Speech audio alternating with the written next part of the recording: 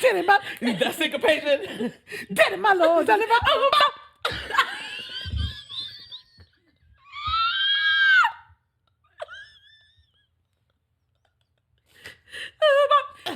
bop.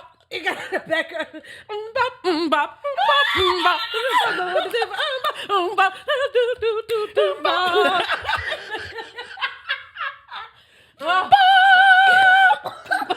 I'm so sorry. I'm so sorry. Oh God. I'm so sorry. I can't. My face is wet. I'm so sorry. I'm so sorry. Oh God, I'm so sorry. Oh, I'm so sorry. I'm so sorry. They never planned all that when they made Bop. I can guarantee you. They did not. What was it? The Hanson brothers? That's what they were Hanson. Hanson. They were just called Hanson. They all had little page boys, little hairdo, little Lord Farquhar hair. Remember, they all had a little. They did, didn't they? Do you know the Muffin Man? The Muffin Man?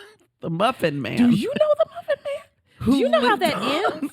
Do you know what that? You know it ends with them saying, "I know the Muffin Man because I am the Muffin Man." It's a very strange song.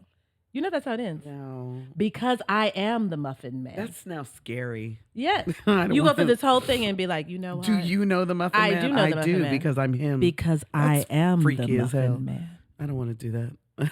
Weird. Children's, when we really think about like children's things. They're wild. They're wild. We haven't even started.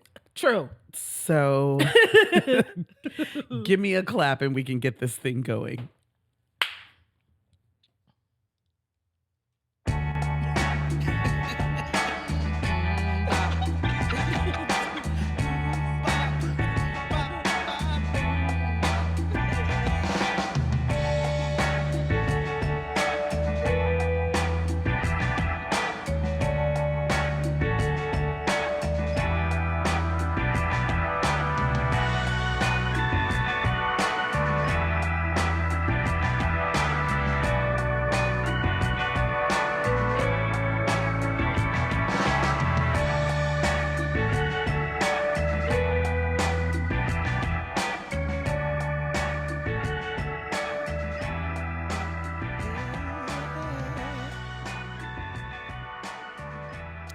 We are absolutely wild.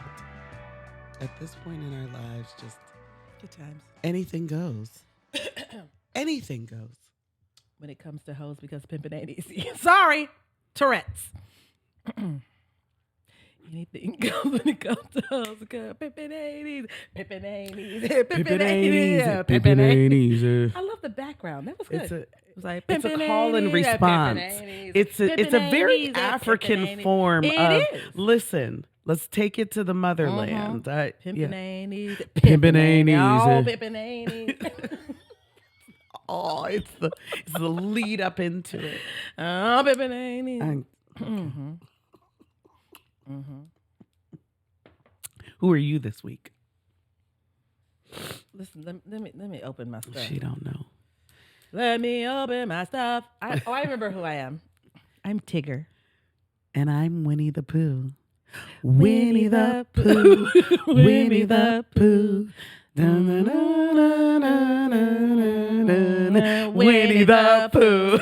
Winnie the Pooh. Yeah, we don't know what the rest says. Maybe they just said bop. Winnie the Pooh. Bop. Winnie the Bop.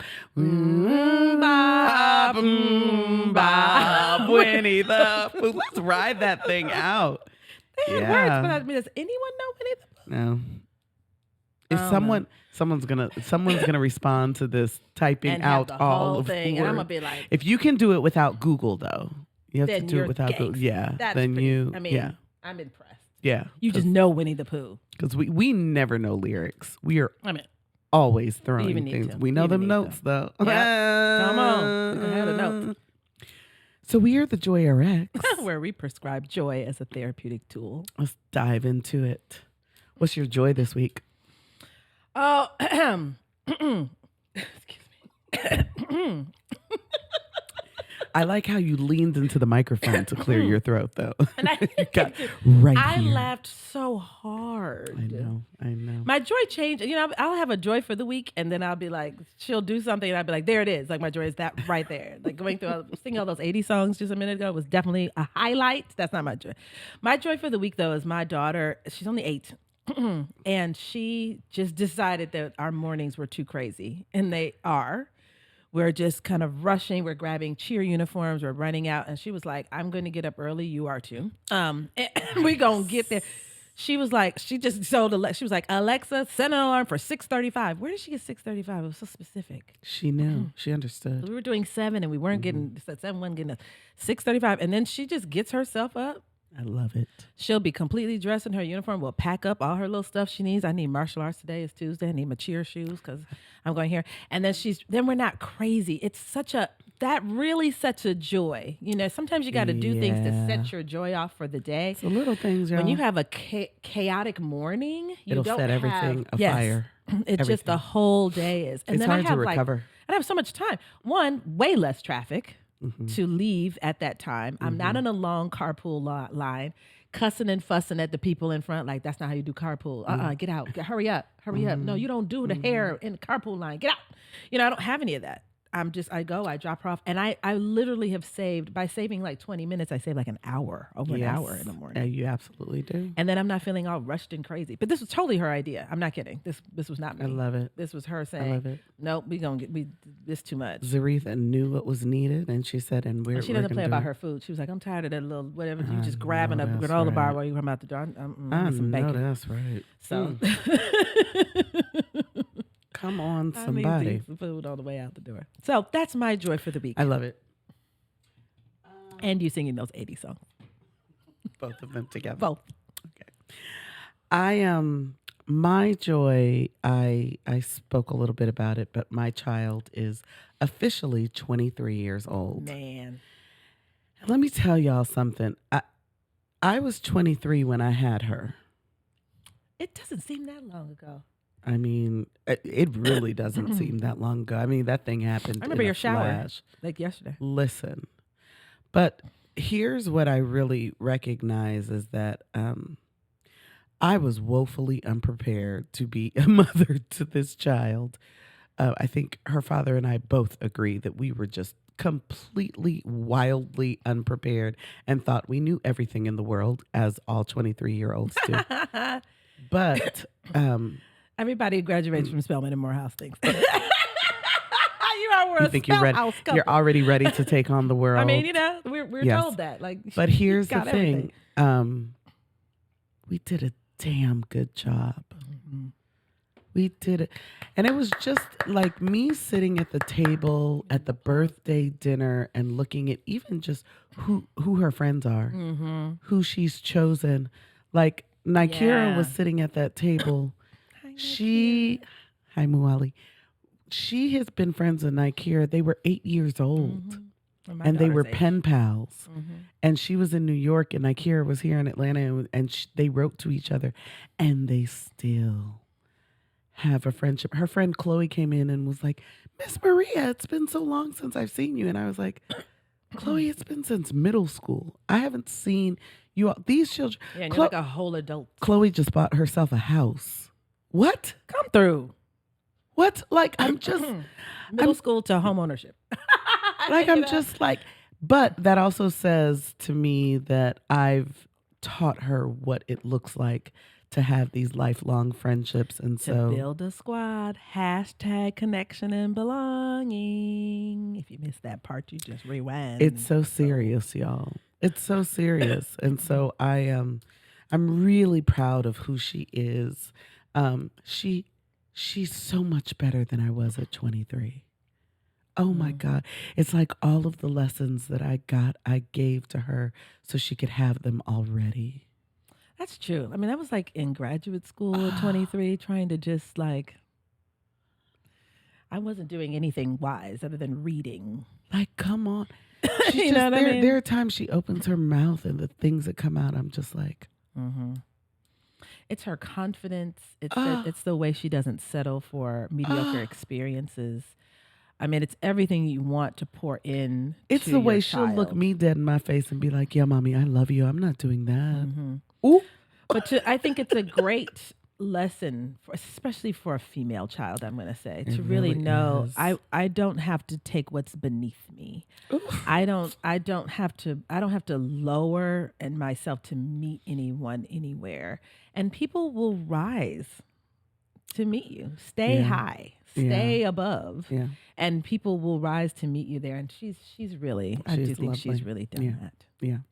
So shout out to La Sugar Cube, because she is amazing, and I love going on this journey of life with her. Mm-hmm. She is my one and only baby. She is the one and only baby I'm ever gonna have, and I'm just really.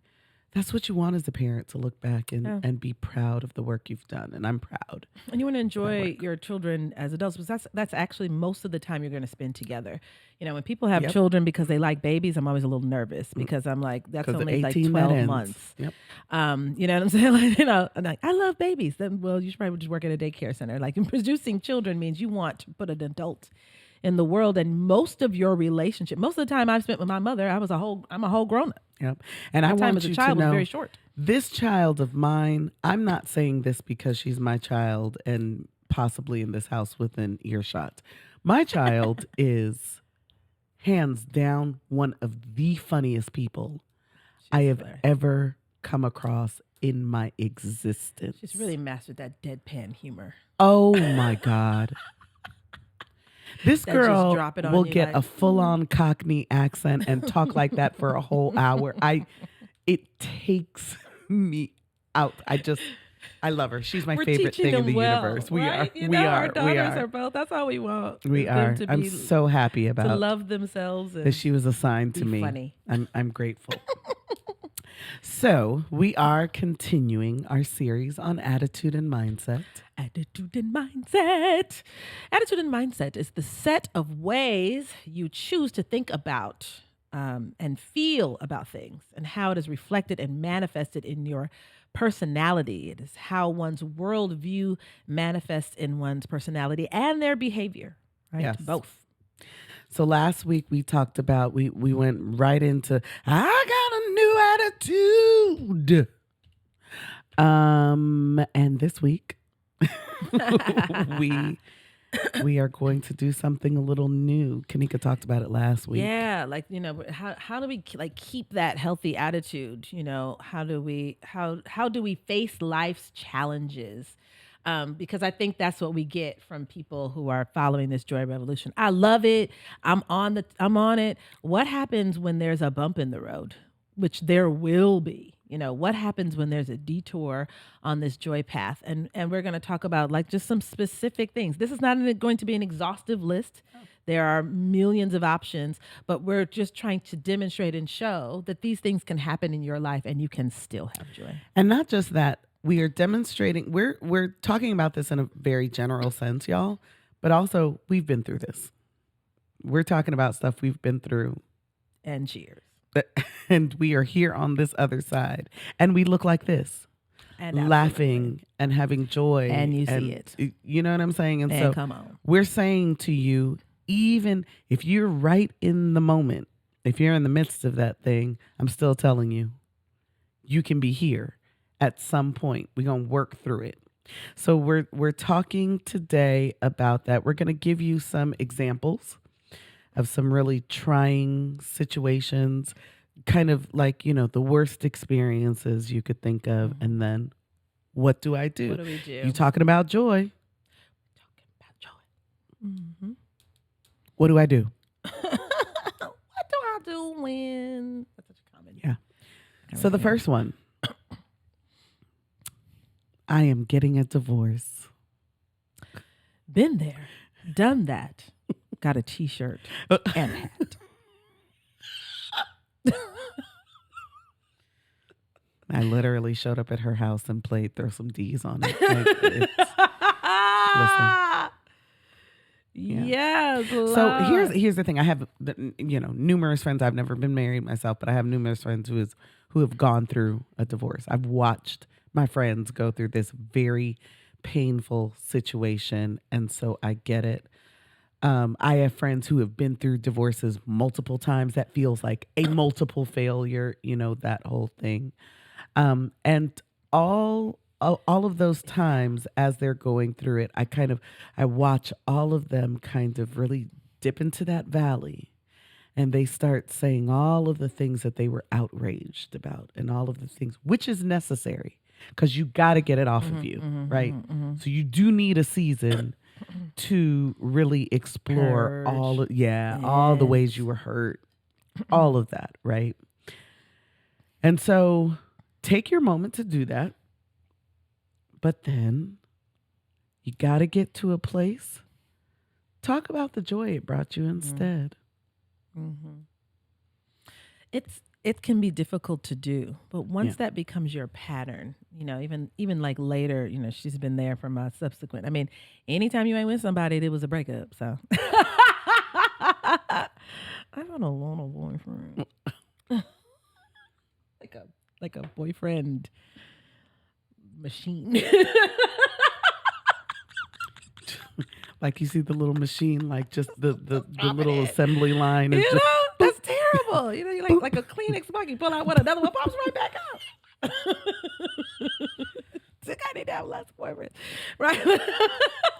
You're on to something, kid. I'm on to something here, right? But and one that was more recent. I'll just say more recent. I talked about how I reflected upon how what I liked about the relationship is that it taught me I could love like that. Yeah, and I can't fault it. I mean, I honestly can't do anything but look back over it with joy. Yeah. Even though it's over, because I'm like, wow, I had the capacity to love like that. And I didn't know I did. I had the capacity to be loved like that.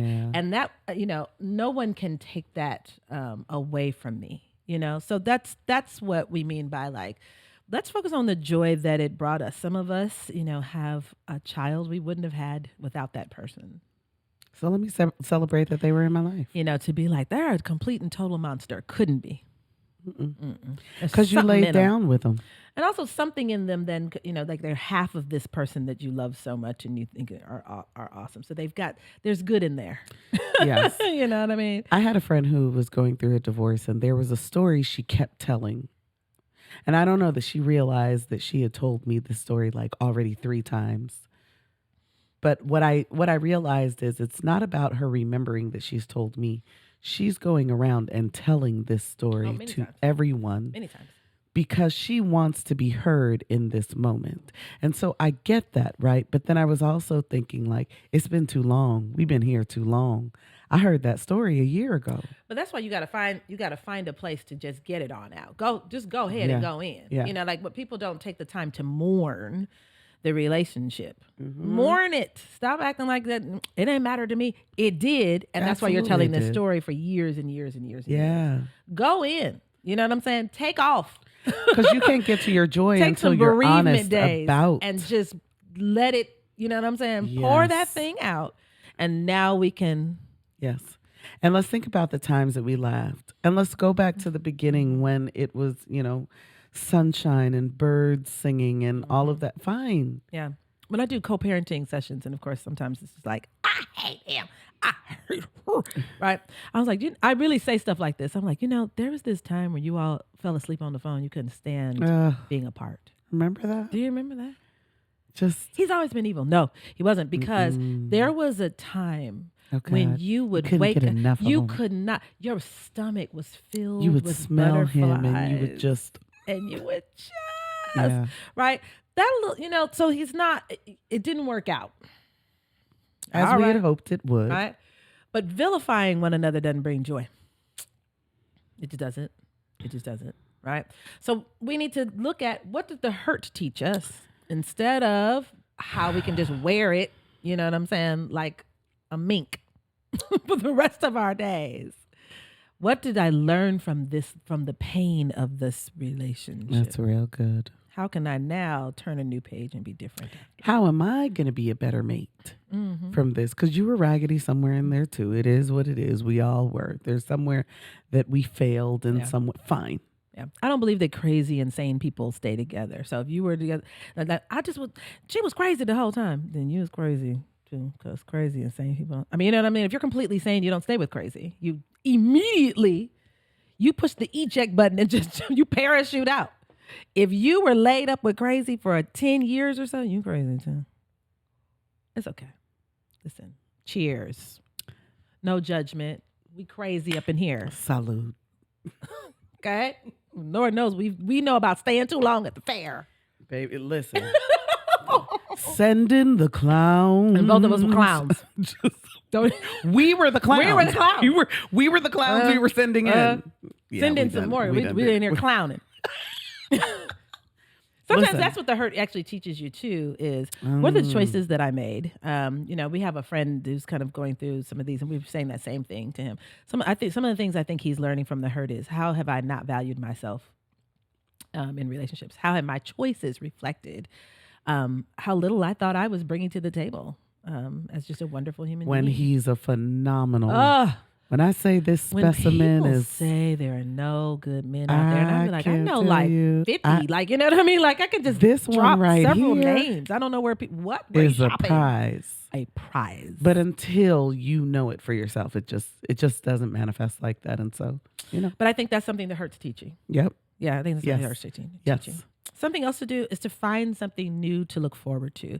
What we often do in breakups is we look behind us constantly, right? Which is going to keep you in a state of depression. We just keep turning this way, right? Yeah. What's up ahead? What do I have going on now? This. If you went through a divorce, you made the very difficult decision and you put in the hard work to go through the process of completely separating your life from this other individual, right? Because you wanted to mess your life with. You wanted to get up out of that something fierce, right? And so that means you knew there was something better. Yeah. Look for it. You knew this wasn't it. Yeah. You didn't just leave because something's bad. You left because something else was going to be. You know what I'm saying? You have to remember that. That's actually not the reinforcement schedule that we're on. It wasn't really because of that. Punishment is not actually the thing that motivates behavior. It's actually, reinforcement. We knew there was something else better. Mm-hmm. We knew something else. And, during my own divorce, just, vulnerably, I remember thinking to myself, I can't wait to get back to being your friend again. Because you all are there. We had he's hilarious. Yes. You know what I'm saying? Like there's no way that our child can be the funniest person in the world, because me and my ex-husband are a whole comedy show. Yes. And so I remember thinking we got to get through this. And I can't wait to get back to the one-liners, did you see this? We're both like hip hop heads, like the things that we have in common and the friendship that we shared. I couldn't wait to get back to that. I looked forward to that instead of, all of the negative and the painful things. I can't wait for us to get us back. Yes. I was just telling my daughter earlier, because we were at her birthday dinner, and I was saying, I enjoyed your father so much at that dinner. We just sat there and we laughed. We got caught up on everything, and it felt like old friends getting together. There was because you were old friends. Yes. Like we keep acting like we just ran into somebody and just had a child. Because that was how there was we a started, relationship there. Right? Right. Yeah. And so, all of that other stuff. But here's the thing too. We'll spend so much time telling the stories of how the other person failed us. Yeah. Y'all both failed each other. Yep. And actually, let's just accept that. Accept it. We both could have done better. Now, what are we doing now? Well, this is especially true if you are co-parenting, a child or children, right? We have to have something. We have to move to something better. Yeah. We're not going to be co-parents and be like, oh, I just can't stand her, so I'll just never talk to her. No. Then you're going to just pass on these bad habits to your children. What's greater? Personally. Getting the healing and so that we can all move forth in joy, or me holding on to this grudge? I actually had more, and this is going to sound strange. Follow me here, people, follow me. I actually got more from concentrating on what I needed to do better than focusing on him and his faults. That just frustrates you. That just angers you. That just keeps you. There was no way to get better from that. There was no healing, rehearsing his perceived faults in my mind. It just didn't. The way I was victimized. I mean, you know what I'm saying? Like that there was no healing there. I did get healing by stopping for a second and being like, his love language is quality time. Well, no one giving it. Oh, that's true. Wow. I mean, it's true. You know what I'm saying? Like I learned so much more by recognizing that and spending time on me. I can't do nothing, you know what I mean? Like fixing him, trying to just, and then he did. Okay. Because what can I do with what can I do with that? What can I do with time I feel is wasted? If I really feel it's wasted, what can I do? I can't recover that.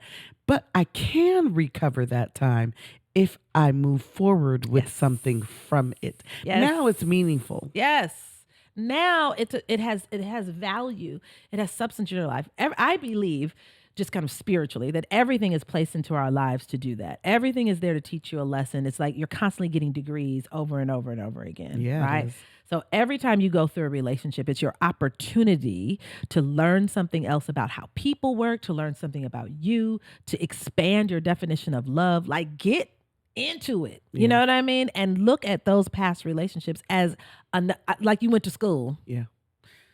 Like you learned. Like I was in a master's program.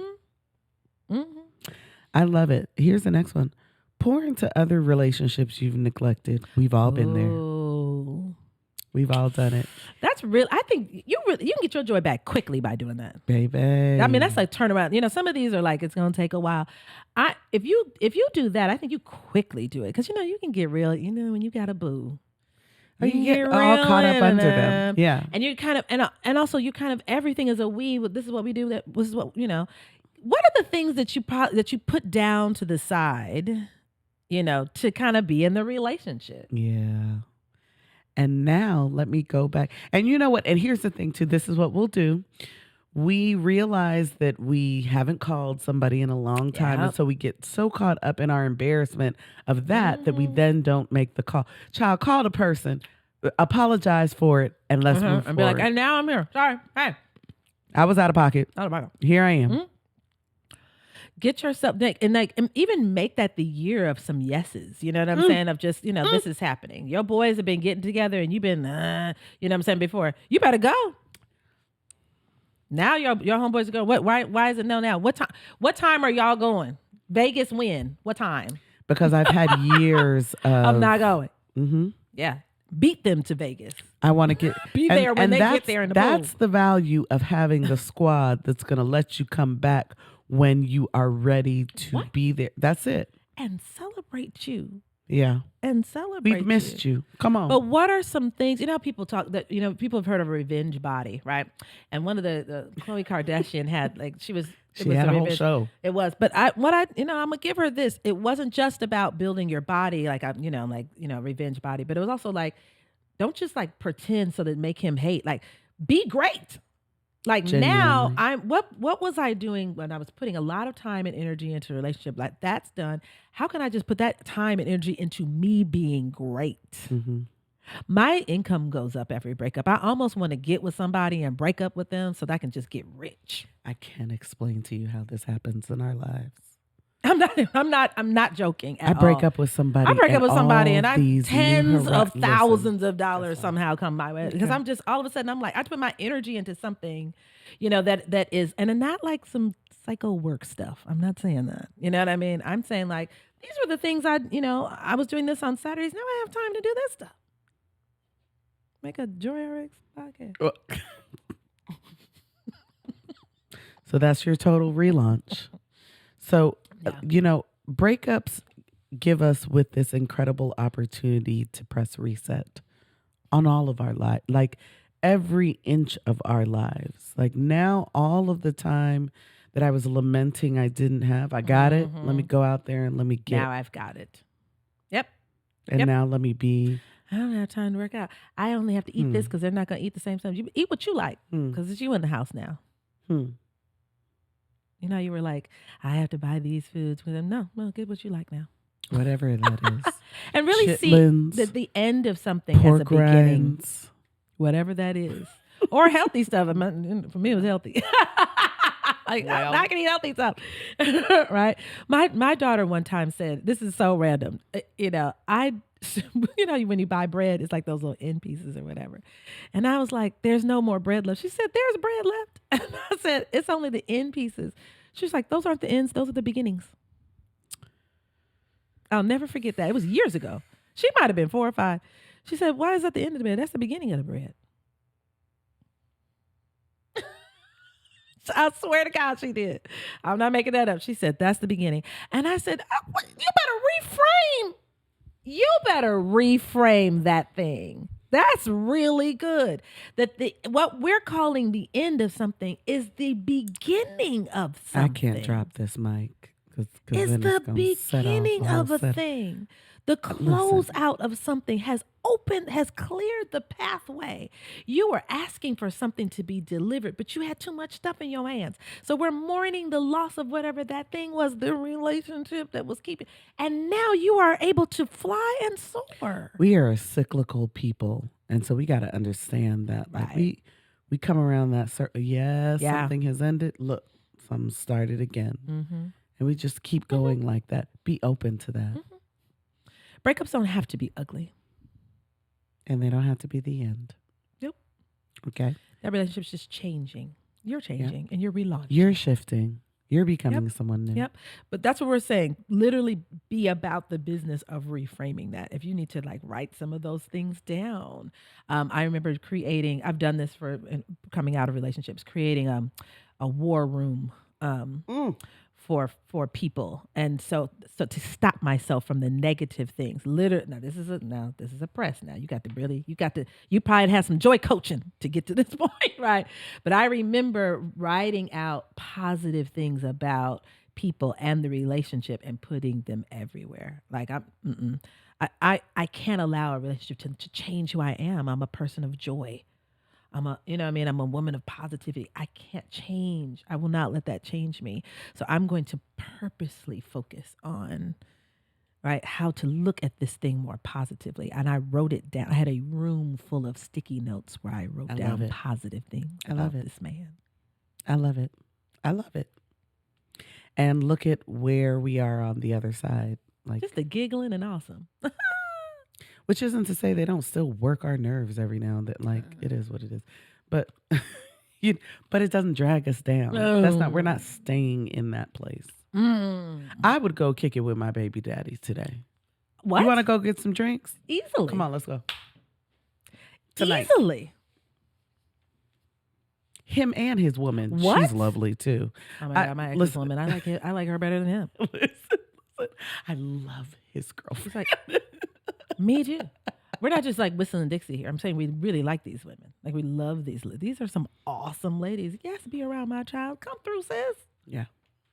You can't make room for that unless you get the healing from the breakup itself. So that's why we got to get to the joy of it. Yeah. But you got to do these steps we're talking about. Don't be esoteric here. Yeah. We're giving actual no. Yeah. No, actually do that. Do that.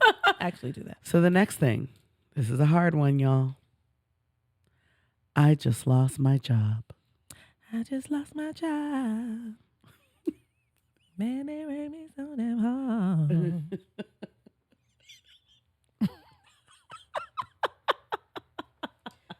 Listen,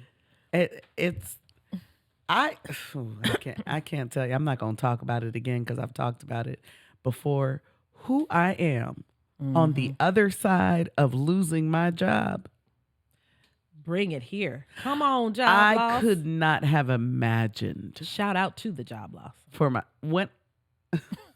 now let me not put out there that I'm talking about that past one. I'm telling you. That past one, I think set that you one up for set success. me on a trajectory that I was not going to go through. Because we get complacent. Yeah. I was comfortable. When joy is not always our goal, we'll get complacent. That's, what I'm saying? The opposite of joy isn't always pain. Sometimes it's complacency, right?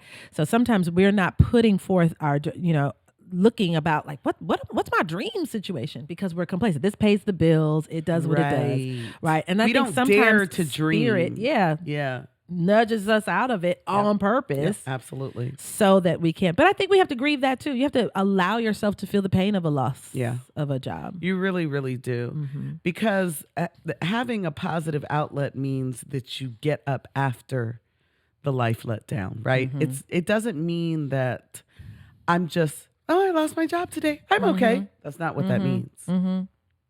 What that means is we're not going to stay in the valley. We're going to recognize when it's time to come up out of that thing. And now let's get to work. Yeah. And I really mean getting to work. Right. But you got to have that grieving period. You know, I have a client. She actually had been watching the podcast and she was like, "Are you talking about me?" And lots of people probably think they are, but I mean, I would never. We're not talking about any of you all. Right. I mean, that's a mixture, you know. But now she'll probably be like, "Now you are talking about me." But she did. She had to mourn the loss. It was a shock. It was, you know, it insults our pride sometimes to lose a job, God. Especially if we're really high performing people. Like, listen, I'm here giving it to you. We're not always fired because we are inept. Sometimes we fire people don't. I mean, in Georgia, you can fire people. I don't have to cut your jib. It's an at-will state. It's just so you're out of here. Yeah. So you know, it's not always that, but you do have to. You have to mourn, and then you have to create a plan. Yeah. What am I moving into next? Yeah. Why'd I even go into this? Half the time when people lose a job, I'd be like, why were you working there anyway? Was that your dream job? No. I hate sales. You've been there for 15 years. You were in sales for 15 years. Why? Yeah, I hate sales. Okay. Well, now let's focus on, right? Now let's focus on what would be your dream then situation. What's the job you think is meant for you? What is the place that would bring you joy? And you said something really important the last time. You were saying not just imagine what your dream job is. You were saying imagine every single detail. What time would you wake up? Mm-hmm. Who's there when I arrive at work? Are they young? Are they old? You know what I'm saying? You visualize that thing all the way through, because now you have this opportunity to really create it. That's right. For myself, I know that I don't imagine. There's no dream job that I'm in the car for an hour or more to get to. And I know that might sound trite. I don't do well in traffic and long commute. So in my imagining a job, that's something that's important to me. That means if I'm ever looking for a job, no, I'm not applying to a job.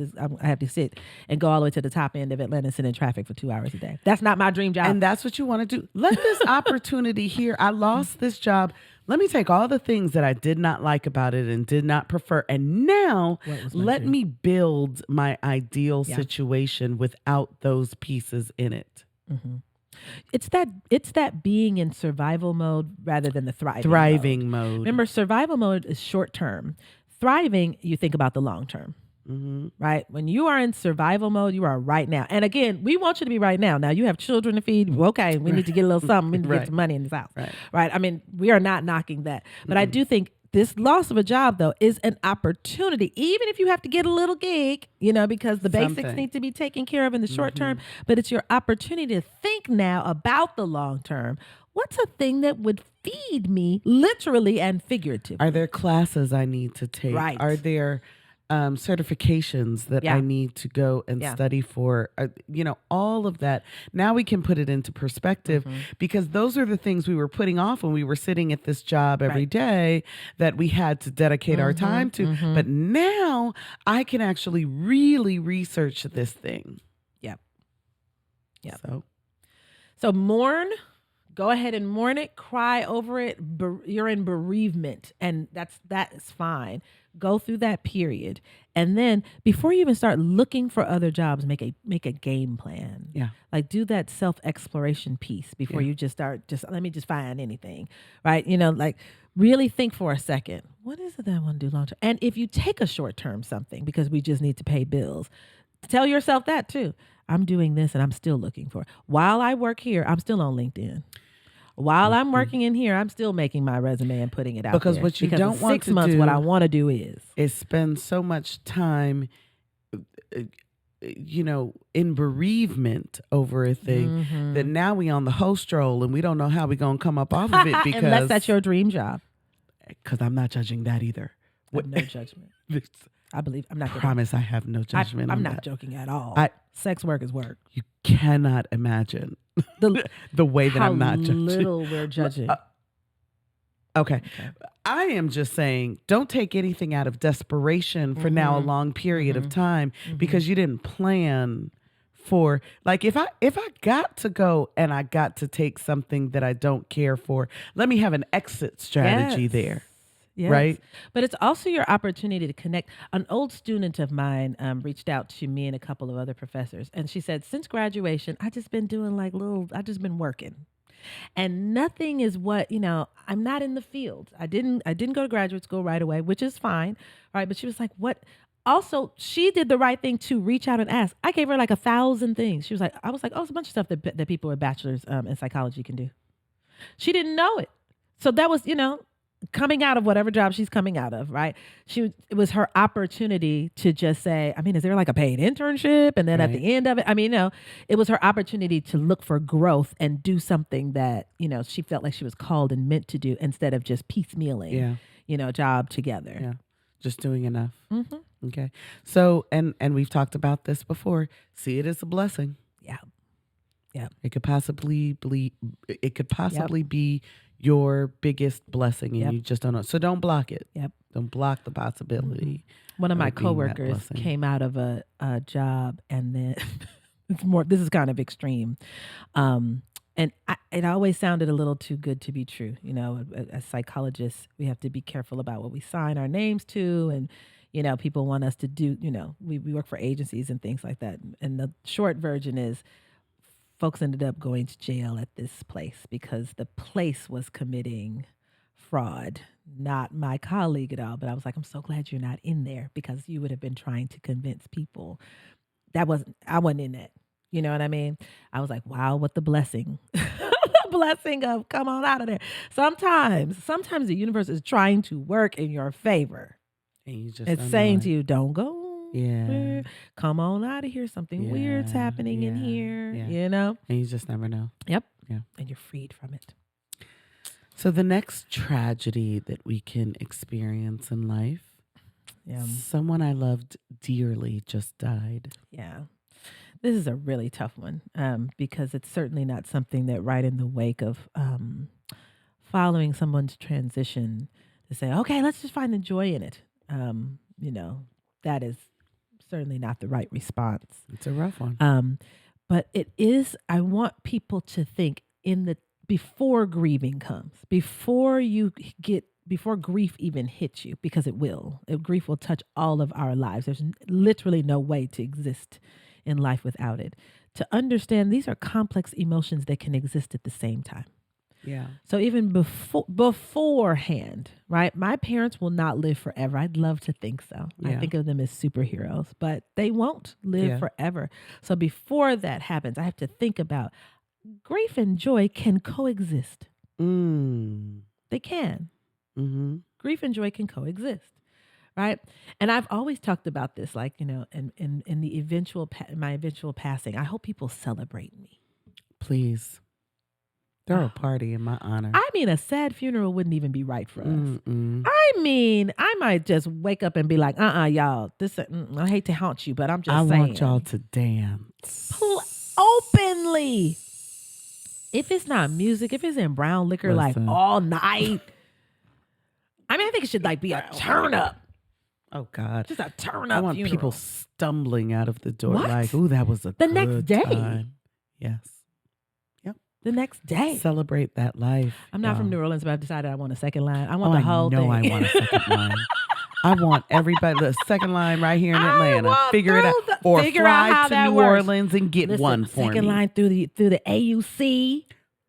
Come on down Fair Street. Second line down Atlanta Student Movement Boulevard if you're trying to celebrate Dr. Bell. But I think in many ways, right, we kind of think about how this person being missing from our lives and how our lives will never be the same. Yep. Right. And again, give time to mourn. We are not rushing mourning. We're not critiquing. In fact, we're saying, yes, mourning. You must mourn to really even have the joy. But also think about why why you're mourning that person so dearly and so desperately, because they were a joy. Something. They gave you some. Thank you. The gratitude of thank you for giving me someone that missing them feels like this. Ooh, that means they took up space. Missed. Yeah. In my life. Yeah. Thank you for that opportunity. Yeah, I talked about how last week I went to see the movie Champions with Joy John Cedric. And one of the reasons that I suggested that we go see this movie is because his uncle recently died. And his uncle, amazing man, lovely man. Shout out to Uncle Dane, because he was just lovely every time that I sat with him. Married to his wife for 52 years. Wow. Just a beautiful soul. And so Cedric was just telling me stories about, he remembered there used to be some kind of parade that Morris Brown used to put on. And his son was in the Morris Brown, I guess, band or something. And his son was playing. This man didn't go and stand and wait for his son to walk by. This man walked alongside his son the entire parade route. And I just thought, ooh, that's such a good memory. Don't ever forget that. Yeah. You got to remember that. You got to hold on to that. So one of the ideas around that is keep a gratitude journal in honor of that person. You got a memory? Hurry up and write that down. Write that down. What a wonderful thing to share then with your children and grandchildren who didn't get a chance to know. I used to have this uncle. Let me show you a picture of Uncle Dane. Let me tell you what he used to do. Yeah. And then you share that. It's really why Black people keep obituaries, I think. In any Black person's house, them things especially an old Black woman, there's going to be hundreds of obituaries in there. But you know why I think we do that? You know what I mean? I think there's something about the legacy of that and to remember them. And I think keeping that journal alive. My ex-husband's grandmother passed. I had no idea what a powerful force she was. I was like, what? Yeah, way back then, you traveling. Yeah. You were just doing the daggone thing. Granny was a woman. Granny was a whole movement. You know what I mean? Just early. You know what I mean? And I think that's important for subsequent generations. And that keeps the person alive in some ways. That keeps your joy of them. I love that idea. Keep a gratitude journal specifically for that person. Yep. So when you have memories, write them down. All right. Here's the other thing too. We often don't know what feelings we're going to have when tragedy strikes, right? And so we kind of expect other people to show up in ways that we say to ourselves, well, I would do this. Nobody knows. You have no idea. Nobody knows how to show up in those moments. Everyone's awkward. Yeah. Nobody knows what are the words that I say and all of that. Yeah. So one of the things we have to do in honor of that situation is ask for the comfort you need. If you need to sit in silence, call a friend and say, I need you to field all the calls. I don't even want, right. I don't, or even say, I don't even know exactly, but I need you here. I need you here. I need you to just sit here. I told, we have a good friend, Margot. I told Margot, when my daddy goes, don't send a whole bunch of people to my house checking on me. I told Margot, I said, I need you there. I need Kanika there. That's it. I don't want nobody, no. You don't want 45 people bringing pound cake? Please do not Kentucky come to Fried my Chicken. home. What is it about Kentucky Fried Chicken that people feel like this? And I know because of who my daddy is, I know I'm about to get calls from the world over. Do not, I can't take it. And I know that now. I'm announcing it now. Know what you need. You got to say to people, you have to get people to understand, I will come back to the land of the living eventually. I'm not there yet. And just ask for it. Yeah.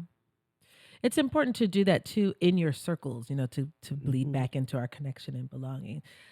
People don't know how to show up and be there for people either. And sometimes you just, a friend, we went to college with, her father died suddenly, and she called, and I was like, "Where are you?" She wasn't even home. She was walking around in the neighborhood. I don't even know if she had on shoes. So I just came out there and just like walked behind her. It's real. Because I didn't know. I didn't know. I just didn't know. I knew that I didn't want her to just walk her neighborhood by herself. You know what I'm saying? Just crying openly. And so I just came out there and walked behind her, until she was ready to walk back in the house. I got to drive behind. Yeah, that was, that was what, that's, sometimes we overthink, and that can be, it may not be giving someone what they need, too. So how we can show up for somebody is just sometimes just like asking, what do you need me to? Or I'll just be here and I'm gonna be quiet till you tell me what you might need. And you might just need to say that to somebody. Just be here, because when I figure out what I need, I'm gonna need somebody to do it. Here's the thing too. If this person is very very close to you, you're gonna have to delegate some things out. You can't be responsible.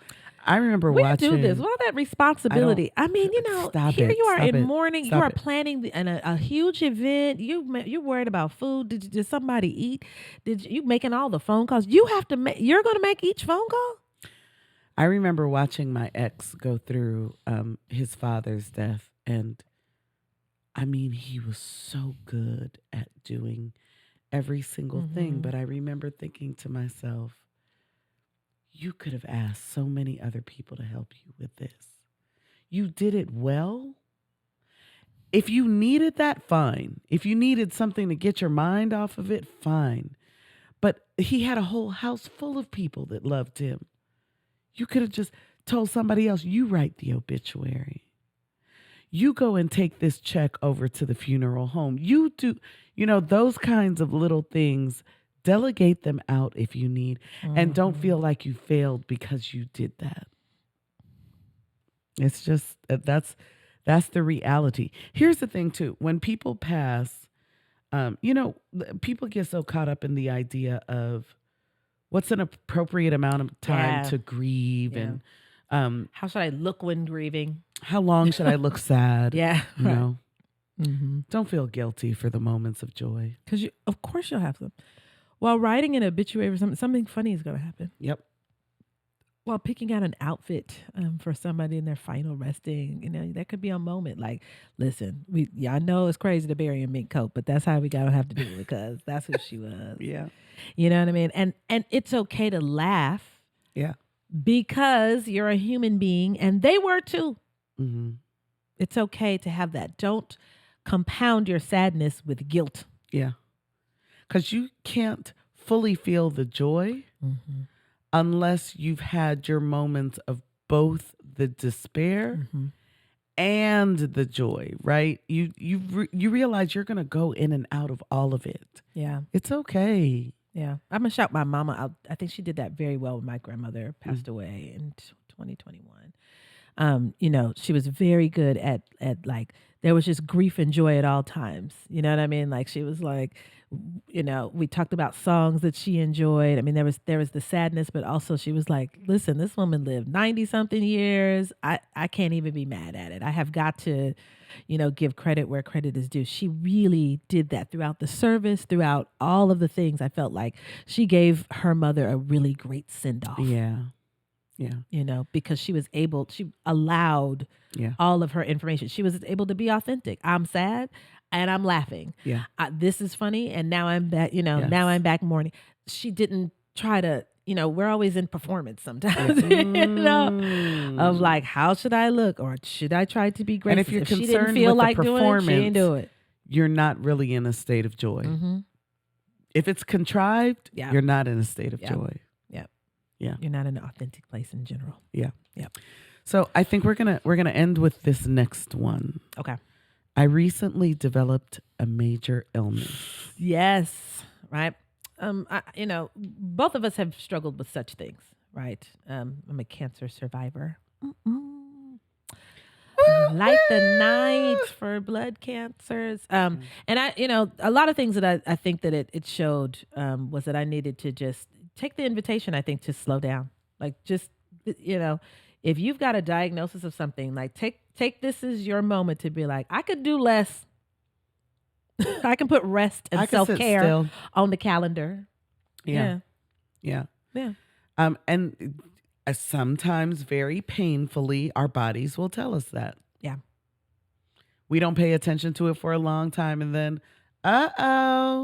here you go.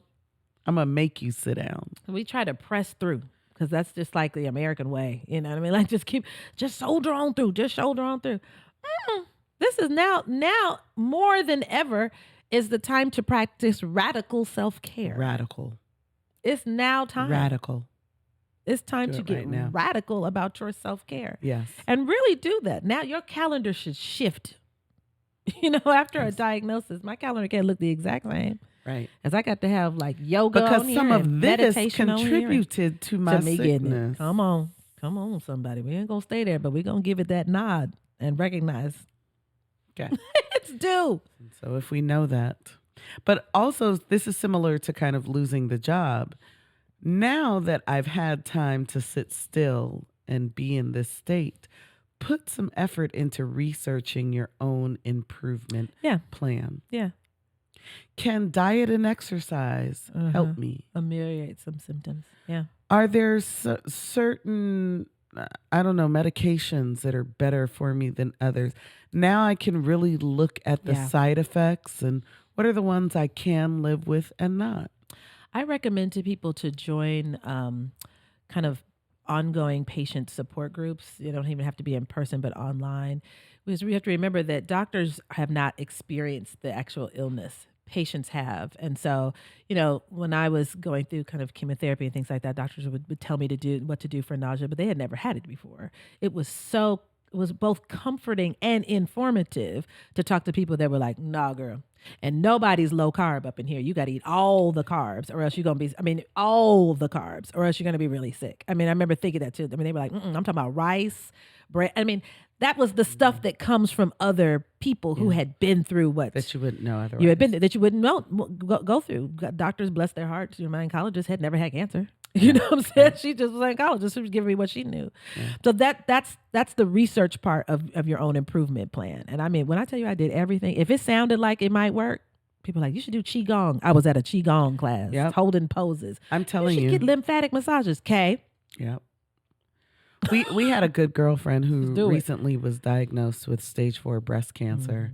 And I remember the first time that I had a conversation with her afterwards, we were on the phone for like hours and she was telling me, I've signed up to do this group with these other women that similarly have stage 4 breast cancer. We're all going to be a support system. I looked into these particular mushrooms because they have some healing qualities and I was thinking to myself, yeah. She's like exactly what we're talking about too. Because she was like, I got to keep, I'm about to be living. My goal is living. So I've got 2 children. You know what I mean? One of them had just been born. Yep. And she was like, listen. She was like, oh, I'm finna be here. I got, what else am I going to do but work on being here? So I'm going, now I'm going to put all this time and effort into making sure that I'm here. Yeah. That's real. I think that's good. I like the idea also of seeing, just like almost anything we see things as a journey rather than like a destination. Right? Health is not necessarily an outcome.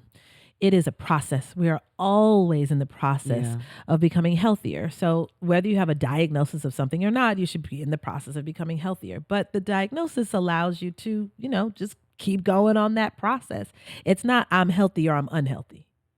Because once we start to have that dichotomy, right, and we label ourselves, that becomes our identity. I'm sick. I remember people saying that, like, oh, you're sick. I'm not. I remember saying that. I'm healing. I didn't even say, I was like, oh, I have cancer. Cancer don't have me. I said it all the time. I'd be like, oh, no. I'm just in process. I'm not dying. I'm living. I'm not dying because I'm living I'm alive. Yes. Right. Let me keep on fighting it out. I'll let you know if that doesn't work out. But here we are. You know what I mean? But I was careful about my words around that. Yeah. So that I didn't start seeing illness as my identity. I'm a cancer patient. I love that. You know what I mean? It's not who I was. It was one facet of my life. Yes. It wasn't the entirety of my life. Yes. That's so good. And then just some general things that you can do. Treat yourself to some self-care every day. We should be doing that anyway. Yeah. But now it's a demand. Now it's imperative that you do that, right? Mm-hmm. Practice some meditation. Get into some deep breathing. Really make sure that you go to sleep on time, that you put foods into your body that are going to support your healing, all of that, And you might be like, well, now how does that fix our joy, right? Yeah. It contributes to the joy because we've done something for ourselves. Yeah. It feels great when you take care of yourself, when you show yourself some honor. It's a great so now feeling. you have the right to do this. Mm-hmm. Now this is your responsibility to really do that. Yep. All right. So we are going to wrap up. And so I did not drop in anything from the Joy Journal this week. What I did was something a little bit different. On my socials, I just said, what is your joy this week? Mm-hmm. And just asked some people. So we had a few responses that I just appreciated. I just wanted to send a shout out to a couple of people.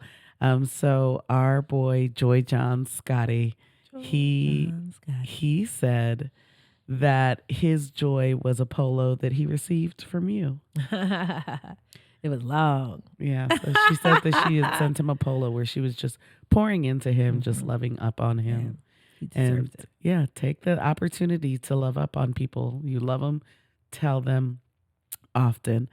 Our boy Taye said, I made love to myself and used a special blend I created. I almost shed a tear.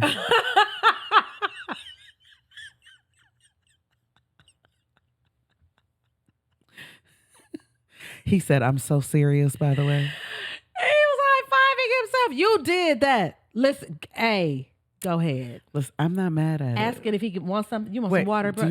You want something? What you need after this? Can I hold calling you? Calling himself king. You did that, king. Listen. Come through, king. Listen.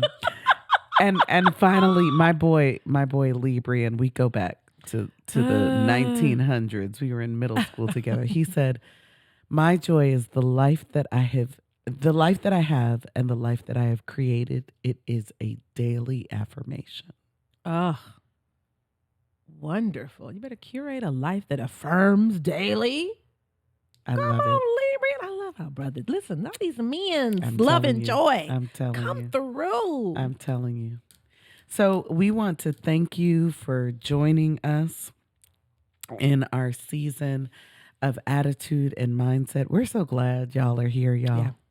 We're so glad that you're here. We just want you to stay a part of this joy revolution. It really is revolutionary, you all. It absolutely is. It really is life-changing. It is community-changing. It is world-changing, and you have to believe that. So please, always, always, always connect to this community of Joy Johns. Yes. So we'll see you next time.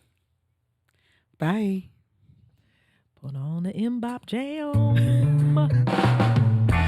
Bop, bop, bop, bop, bop, bop, bop, bop, bop, bop, bop, yeah, bop, hey, bop, bop, bop, bop, bop, bop, bop, yeah.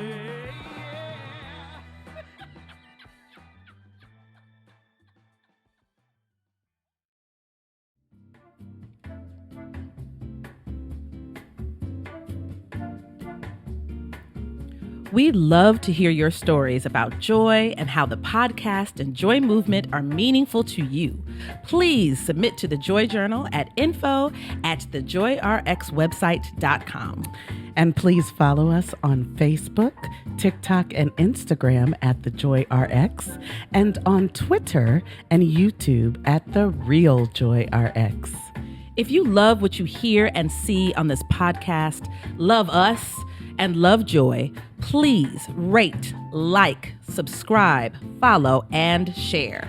And if you want to get some fancy joy merch, letting everyone know you are part of the Joy RX movement, go to shopjoyrx.com. Thank you for joining us.